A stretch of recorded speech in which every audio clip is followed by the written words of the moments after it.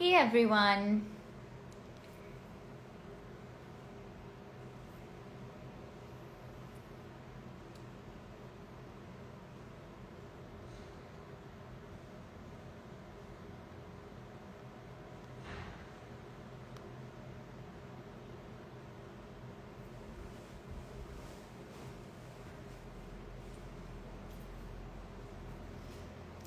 Good evening to all that have joined here.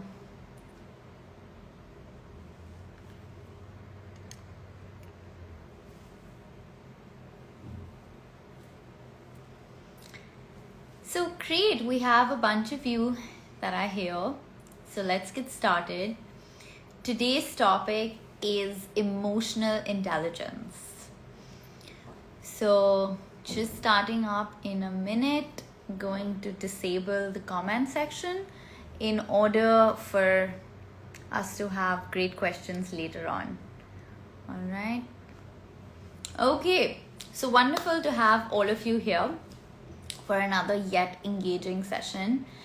So today we're going to be talking about emotional intelligence. Now, this is something which a lot of us have heard about EQ versus IQ. But do we really know what EQ is really all about? So my first thing to you is, what is EQ, which is what is emotional quotient. What do we mean by emotional quotient, which then makes us emotionally intelligent as well, right? So emotional intelligence here is to be and to behave intelligently when one is emotional. Now, this sounds very obvious and very common sense like, but hey, have you ever thought about the times when you've been really upset or really hurt or really angry? Can you go back and really think about all the decisions you made at that point of time? Were they the best decisions that you could make? Were they good decisions that you made? Right now, sometimes they were good and sometimes they were not so good, and sometimes they were really bad for you. So our emotional intelligence is about how we handle our emotions, whether good, bad or ugly, when we are being emotional. So there are two aspects here.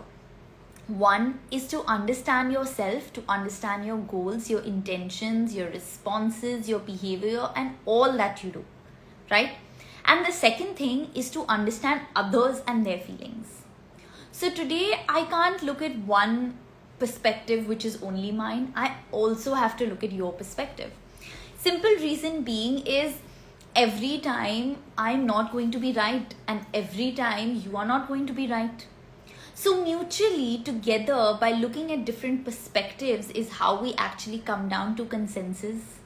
People feel respected, people feel loved, people feel wanted. All of these things come only when both these two aspects are taken into consideration.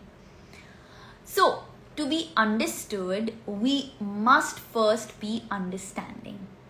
A lot of us, I say this with complete conviction, a lot of us, including myself of course, have made the error of just simply talking without actually listening and understanding what the opposite person has to say. We all make this error. Now, some of us unfortunately never acknowledge that this is an error, and we continue to do so. And that's where we actually have a strain in our relationships, we have a strain in our work opportunities, we just have a strain all throughout. So always remember that if you first want to be understood, are you being understanding? Are you also giving that extension of your hand to the opposite person by saying, yes, I understand you too? So let's get started on understanding 9 characteristics to be emotionally intelligent. All right, so I'm going to take you through 9 of them. Starting with the first one, take responsibility of your feelings, which here means that I feel jealous versus you are making me jealous. So there are lots of times we don't take ownership for our feelings. we say, you are getting me angry. He or she is doing whatever they usually do, or whatever they can do, or whatever they think they are doing right. You are getting angry on that, and that is your responsibility of your feeling. Today, anyone in the world can do anything that they feel so, right? But if you kind of tell them, you make me do this, no, it's actually a choice. So a lot of times I also read on a lot of blogger pages where people comment and they write like, okay, so-and-so, so-and-so blogger made me do this, or so-and-so celebrity made me do this. That's so common as well. Actually it's not them. They are just influencing you, and it is your choice to take whether you want that or not. So for example, today, whatever I talk to you about in this session is whether you like it or not is your feeling. It's not my responsibility how I make you feel. It is how you feel about everything that I'm saying currently. So one must know that we need to take responsibility in our feelings, whether it's a really small immaterialistic thing or whether it is something that actually adds a lot of value to your life. So coming about and giving the example that I have here of I feel jealous. Why should somebody else stop doing what they are doing just because you tell them you make me jealous? They have gone out somewhere to eat and they've put it on Instagram, and you are cooped up at home and you can't do so. That doesn't mean that they are posting it on Instagram to make you jealous.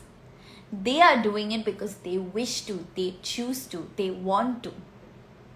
It is you who see this and then feel this jealousy or feel the anger when someone says something. Their intent is not always directed to you.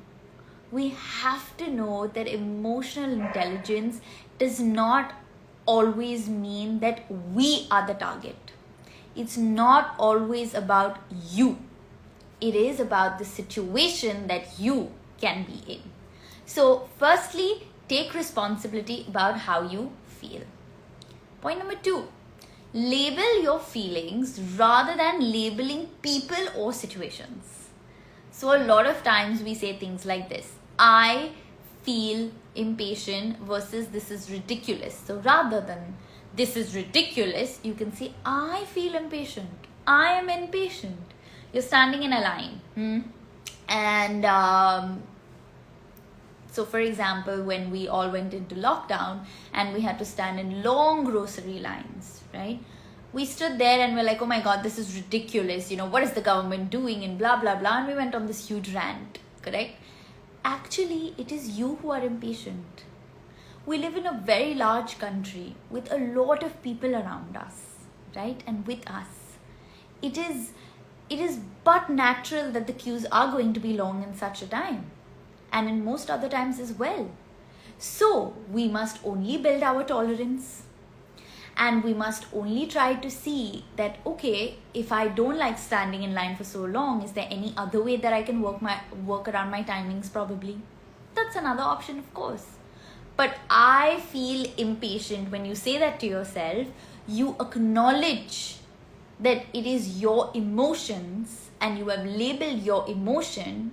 And that way you will then not, put on your feeling responsibility, the first point, onto somebody else. The other one is you are an insensitive fool. You were rude to me. You're insensitive. Well, I don't think so. I feel hurt and bitter. Now, again, like I'm saying, everyone has the right to say and do anything. It is how you have taken it. So today, if you're going to be rude to me, I might say, all right, they were rude, but I feel hurt. Maybe you didn't want to hurt me. Maybe you didn't have that intention, or maybe you did. I don't know. But that's not my concern, because what my concern is how I am thinking, how is my emotional intelligence. So it's really important that we start to acknowledge and label our feelings rather than labeling other people by saying he's stupid, she's dumb, she's bad in her communication. Communication is a two-way. It's your listening skills as well. And my last example here, which is you are driving like an idiot, right? This is so common. Versus you are actually afraid. They might be driving like an idiot, but there could be somebody else at the back seat sitting with them or in the front seat who might just not mind it and say, no, this is fine. Even a speed of 80 will probably make you nervous. That doesn't mean that they are driving like an idiot. You can then put it across by saying, I feel afraid when you drive like this. Could you please stop, change, give feedback like that. Rather than saying, you drive like an idiot, I'm never sitting with you again. You drive too fast and I get afraid. Could you lower your speed? I'm getting afraid. When you start to put it on you, because it is about you and your feelings, the opposite person will understand that you are taking onus of yourself and your feelings. The way today you feel about any situation is your problem. It is not how the opposite person made you feel. So in a relationship, if you have certain expectations and they are not fulfilled, it is you who are not being able to keep up. It is not the opposite person's right, duty to make you feel anything. Firstly, you have to be self-sufficient. Yes, there could be many things outside you that you might want to receive or get, which is fair enough. But then tell people, I expect this out of you. I expect that out of you. Be clear. No one gets a dream, right? So label your feelings rather than labeling people. The third one, distinguish between your thoughts and your feelings. So thoughts go like this. I feel like, I feel as if, and I feel that. These are our thoughts, which gives us feelings in some format. Versus feelings here are direct. I feel angry. I feel happy. I feel confident. So whenever you're having a thought, you're going to be like, I think so, or I feel like, or I feel as if I am, you never say, I feel as if I'm getting angry. You just say, I'm angry. I feel angry. I'm hurt. I'm angry. I'm anxious. These are your feelings. Versus your thoughts are, I think I might get a little nervous when I go up on stage. It is a thought that has occurred before you actually go out there and perform or do that act. Versus a feeling occurs after the act is performed. Like the act is done, I feel angry or I feel happy about it, right? When you're going into an examination, you say, I think I feel anxious. I think I'm going to do well, or I think I'm not going to do well. And that thought probably has a feeling which says, I feel anxious right now. So distinguishing between your thoughts and your feelings is something what an emotionally intelligent individual does. Coming to the fourth point, use feelings to make decisions. So this is very contrary to, of course, a lot of people saying that, make a decision from your head and not your heart. But over here, your feelings, what I'm about to explain to you, is a combination of both your mind and heart, which then makes you an emotionally intelligent individual. So use, their or your feelings to help them or you make decisions, which is the person you're interacting with as well. So how will I feel if I do this? Ask yourself that. How will I feel if I don't do this? And how will I will feel good if I do this? Or I will feel good if I achieve this goal? I will feel frustrated if I do not get it. These could be your answers. So always make sure that you are using feelings to make certain decisions. And these are the two questions that I usually always ask myself. If I were to do this, how would it make me feel? It would make me feel excited, tired, stressed, happy, elated, discovered. A lot of things you can write. And how would I feel if I don't do this? Upsetting, sad, joyful, anything. Some have FOMO, which is the fear of missing out, and some have JOMO, which is the joy of missing out. And both are right in its own format. So use feelings to make certain decisions that help you in even your goal setting and your goal plannings. So that is number 4. Moving on to number 5, respect others' feelings. Super important. Show respect for other people's feelings. So you might empathize someone and ask, how will you feel if I did do this? Now here maybe it's an involvement with your spouse. Maybe your spouse is actually, you have actually got a, say a good job in another country or in another city. And obviously you have to consider your spouse's feelings about something like this. So here you can actually ask them, how would you feel if I took the job somewhere else? Would you want to come? Would you want to stay? Would you feel sad? Would it upset you? Are you okay about it? Now that obviously depends on how your relationship also is with the person, right? And this could include even your parents. So it's really important that you actually empathize and ask somebody about how they feel when you are doing a particular thing. The other one is, how will you feel if I don't, is something that you can ask them as well. So how do you feel if I do, and how will you feel if I don't? And another one that you can use is, trust you will not feel bad about what I have to say. So when you're giving somebody feedback, okay, say for example, you are sharing something negative with them.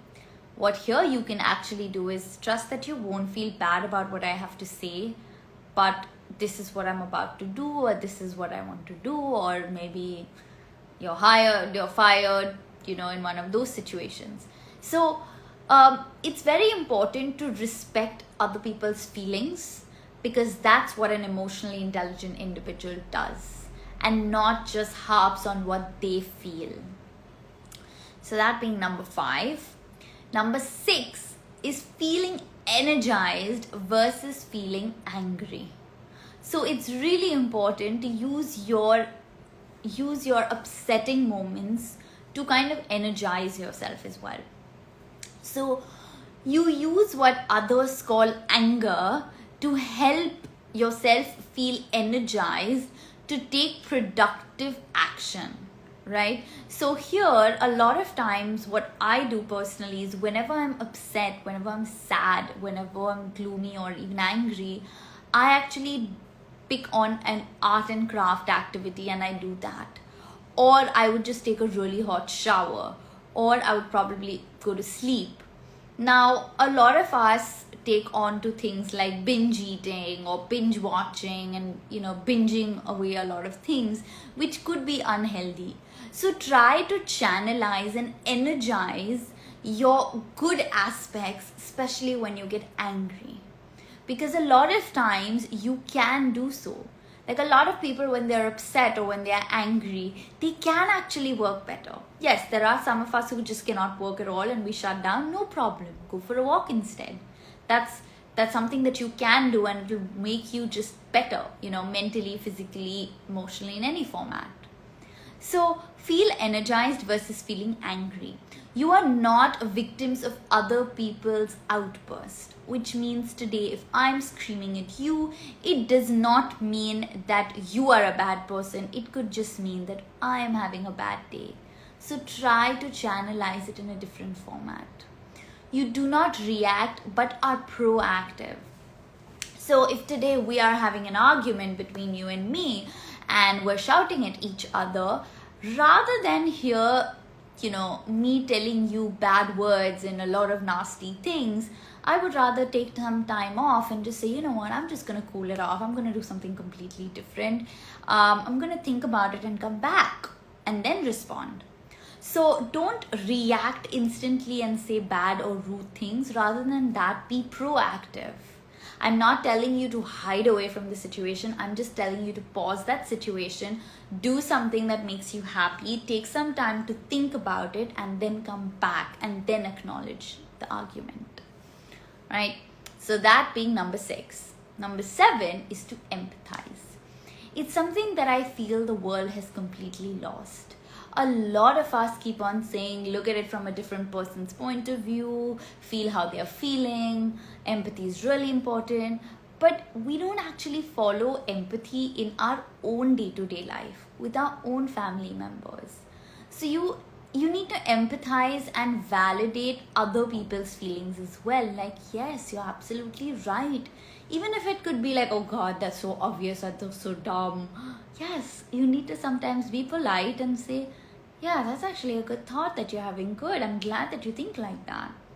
Show empathy, understanding, and acceptance of other people's feelings. Because today, if you're going to be like, yeah, Panaisha, I know all these things. Oh, well, yeah, what are you doing about it is what I'm going to ask you, right? So it's really important that you actually empathize and feel how they feel sometimes. Look at it from their perspective as well and not just yours. Coming to 8th point, which is positive mirroring. So positive mirroring is you practice getting a positive value from their negative emotions. So you ask yourself, how do I feel and what would help me feel better? Right? So if someone's done something wrong to you, bad to you, negative to you, you feel negative, here you can ask, how do I feel? I don't feel good right now. I feel undervalued. I don't feel loved. I feel cheated. All of these things can come to you. Now, what is the second step? What can I do to help me feel better? You can ask others if they are in this situation, they are venting out. How do you feel? I don't feel so good about today. I don't like what he said. I don't like what she did. So here you can ask them, and what would help you feel better? And thereafter they can say, you know what, actually if this happened, it would make me feel better. Or if I ate ice cream, it would make me feel better, and so on and so forth. So it's really important to positively mirror. Mirroring means, of course, as you know, reflections. And reflections here is to introspect as well. So positive mirroring is a tactic that I personally use with myself as well as my clients. And coming to the last point of it all, ironically, but it says don't preach. So all these pointers that I shared with you, and like every other session that I say and do, all of these points that I speak are a part of my daily living. This is how I live, this is how I think. So this is me, this is Panaisha, and this is everything that I do, think, speak, act, every way, in every format. So know that whenever you are giving somebody a suggestion, somebody, any kind of recommendation or empathizing, you need to be authentic to who you are. So don't preach to people without actually having been in that situation. So, people who are emotionally intelligent, they don't advise, they don't command, they don't control, they don't criticize, they don't judge, they don't lecture others. They realize that it doesn't feel good to be on the receiving end of such a behavior, so they avoid it. So don't be a preacher. There is a difference between being a preacher and being a teacher. A teacher guides, a preacher just preaches. And a teacher has an experience with the same scenario versus a preacher might have an experience, of course, but not necessarily have that depth in it all the time. So know that everything you speak and everything you do, if you want to be authentic to who you really are, to yourself, it's very, very important, and I would say imperative, that you first try out being emotionally intelligent before you actually expect that others are emotionally intelligent with you. So this is it from me to you, and now I'm ready for all your questions. Okay. Let me turn on the comments. All right. Great. So I'm open to having all your questions. I see some of you have put it in the question box. So I've got a question which says, how to get rid of your negative feelings or emotions? So to get rid of your negative feelings or emotions, Firstly, you shouldn't get rid of any of your negative emotions, because negative emotions actually make us also the people we are. So I have this thing with a lot of people when they say, I don't want anything bad in my life to happen, or I don't want any negative thoughts. Why? Of course, no one wants bad things to happen, but why would you say, I don't want any negative thoughts as well, or I don't want anything, I don't want to ever feel bad or sad or unhappy? Let me tell you something. There's a movie, and it's something that I highly recommend to every child. Like, every parent here must get their child to watch it, and watch it with your child if you haven't seen it. The movie is an animated movie by Pixar called Inside Out. Alright, it is one of the most amazing cartoon movies that I have seen in my adulthood, which has inspired me to use that context and connotation every single time when I talk about emotional intelligence. In the movie, you will realize that it's actually about the mind and its emotions in an animated format. And there is a particular scene in that which, which talks about how negative emotions actually stimulate positive emotions. And I'd love for each of you to see that movie and, come back to me and share your thoughts, on my page, or even here on the Mami Lives page. It would be really nice to kind of get to know your views about it, because it explains everything super beautifully. So, yes. All right. So let's have some questions. Okay. All right. So I have some of you who are saying hi and hello, how are you? I'm doing good. Hey, Moon. Good to see you here. All right. So Namrata, you are asking me, what are emotionally intelligent skills and how to develop them? So there are, I think these characteristics, I would define them as skills to have, because it's actually an inbuilt ability that it's more like a mindset rather than a skill set, which makes us more emotionally intelligent. So it's not something that you do physically, but it's something that you do mentally, which then transcends into what you speak physically. So that's important. And what are the benefits of getting so? So the benefits of being emotionally intelligent is that when somebody says that they don't like what you're doing, you don't crash down to the world and say, my life is over. You actually say, okay, no problem. That's your point of view. I'm still going ahead with what I want to do. That's okay.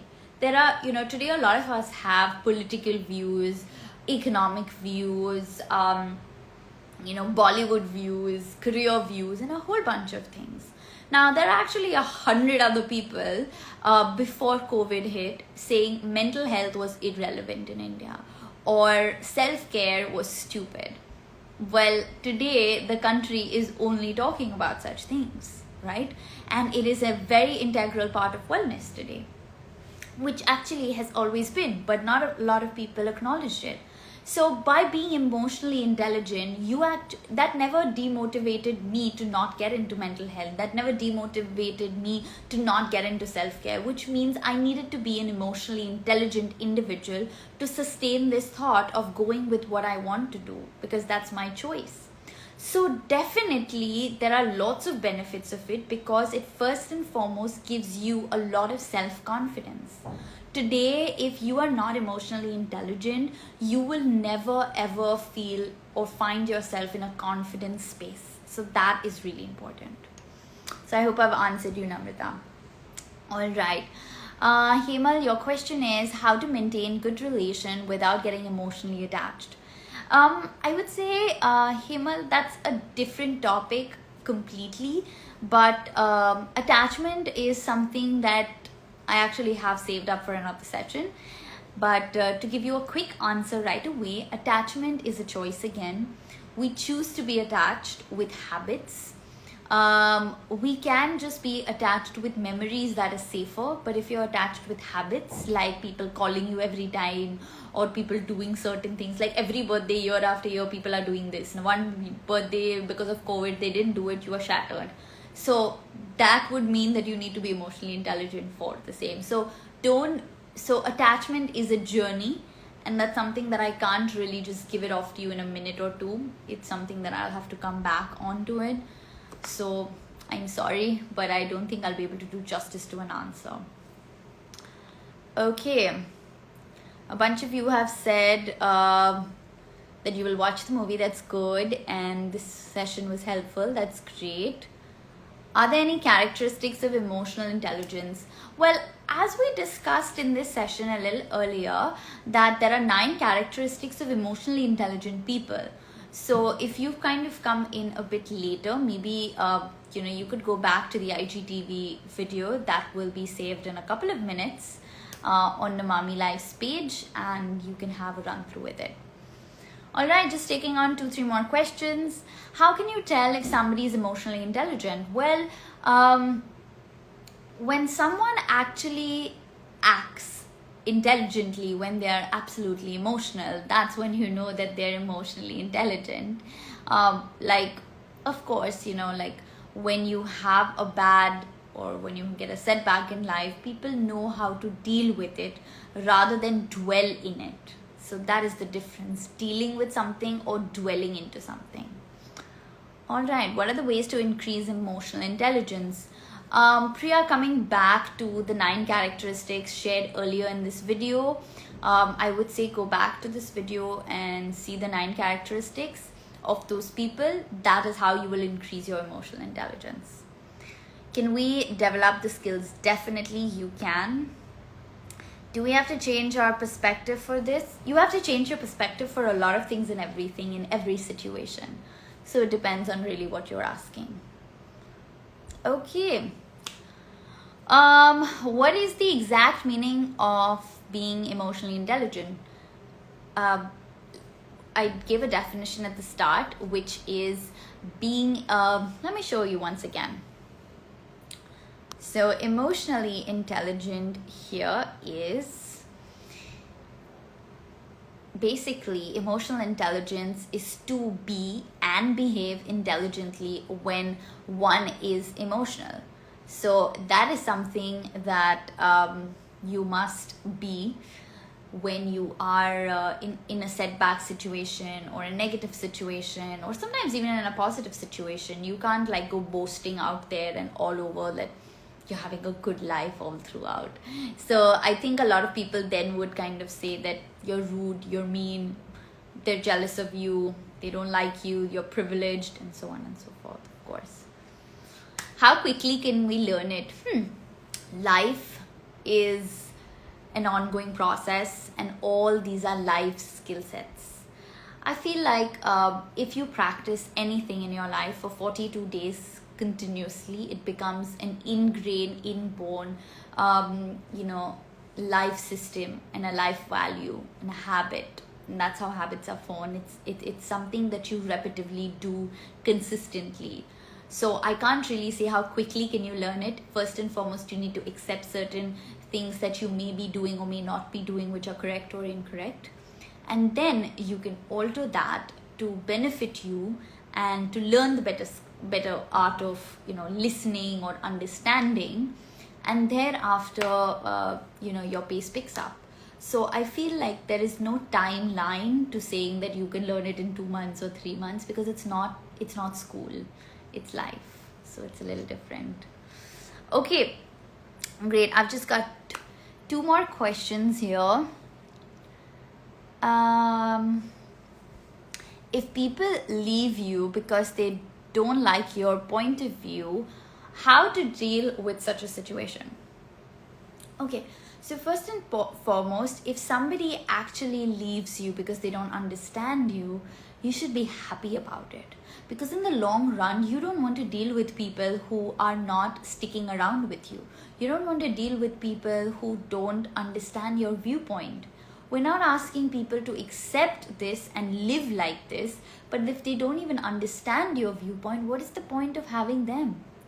Their point of being in your life is pretty pointless if you really ask me. So it might hurt at the start. Say you were in a relationship wherein your partner did not understand your point of view. why would you take that relationship further? Because the only thing that you would be upset about is that you don't get along with them. Your mindsets and your value systems don't match. Today, why do certain intercaste marriages still last? Okay, and why do some same caste marriages don't last? It's nothing to do with religion. It's nothing to do with anything that's religious. It's all to do with value systems. If two same people from different countries, different continents, different religions, different food habits, different backgrounds, everything can live together, it's only because they choose to and they have that value system that they want to. So emotional intelligence is all about making the right choices for your emotional sensibility, as well as talks about your intelligence. Great. So I hope I've answered all questions. There was one more question. Someone said, Aditi's asked, my boyfriend is busy with his career and I feel neglected. How to deal with this in a positive way? What I would say is focus on your career, and then he will start to focus back on you. Because when we start to look at our lives to be all about other people, the other person gets repulsed. And what's so wrong if he's focusing on his career, right? You should be focusing on yours too, and so that you all can build together, and that becomes more aspirational rather than one-sided. Okay, so great. I hope this has been a very insightful session for some of you. I do see some of your comments even in the question box. So thank you for sticking around, and I hope you enjoyed the session. For the ones who tuned in a little later, this is going to be saved on the IGTV of Namami Life in the banner of Mind Over Matter. So until next Monday, see you, take care, and keep all your mind over your matter.